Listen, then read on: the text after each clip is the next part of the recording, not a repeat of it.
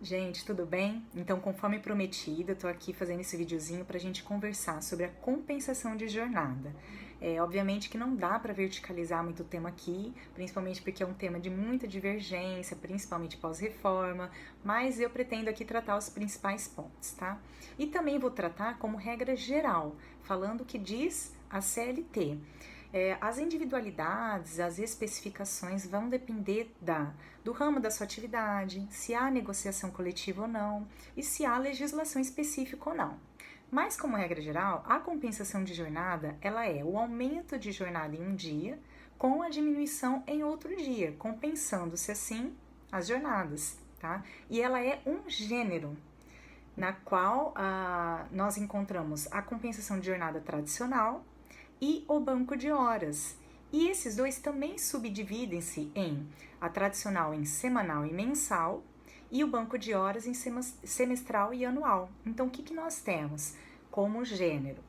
A compensação de horas semanal, mensal, semestral e anual, tá? Sendo que a semanal e mensal é a compensação de jornada tradicional e a semestral e anual é banco de horas.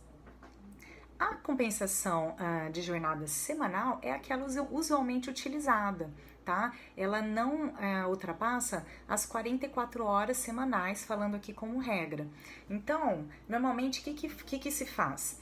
Olha, eu tenho 44 horas semanais, só que eu não quero que você venha aos sábados, então eu aumento 1 hora por dia de segunda a quinta e mantenho as 8 horas na sexta-feira, computando-se assim as 44 horas semanais. Eu não ultrapasso dentro da semana a jornada, mas eu tenho aquela 1 hora extra por dia de segunda a quinta, eu compenso com o sábado.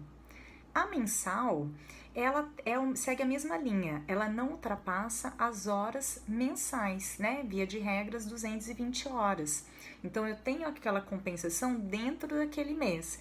Passado o mês, eu não ultrapasso as 220 horas como regra, tá?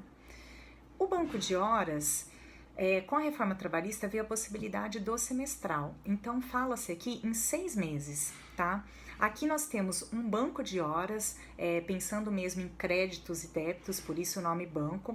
E o trabalhador, ele vai realizando as horas extras e computando ali, né, acreditando, colocando naquele banco, tá? E dentro de 6 meses, essas horas têm que ser compensadas. No caso, tem que ser respeitado a soma das jornadas semanais dentro desse período e o período máximo de 10 horas por dia de trabalho, tá? E o anual, que é o tradicionalmente já utilizado, ele fala-se um prazo de 1 ano. Então, dentro desse 1 ano, essas jornadas, né, extraordinárias têm que ser computadas e ele também tem que respeitar as somas das jornadas semanais dentro deste período e não pode ultrapassar 10 horas de trabalho por dia, tá?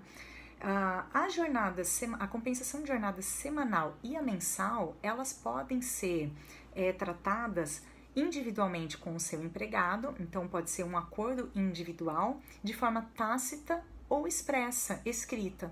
Então ela pode ser feita de forma tácita também, não precisa ser necessariamente escrito, embora eu, como consultora, aconselho a sempre fazer por escrito, tá? Mas por lei ela pode ser também tácita.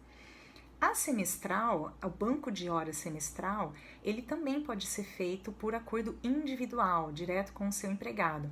Entretanto, ele tem que ser necessariamente escrito, não pode ser tácito. E por fim, o banco de horas, ele tem que ser feito necessariamente mediante negociação coletiva, acordo coletivo de trabalho e convenção coletiva de trabalho. Tá, gente? É isso, eu espero ter contribuído de alguma forma. Se surgirem dúvidas, eu me coloco à disposição aqui para ajudá-los, tá bom?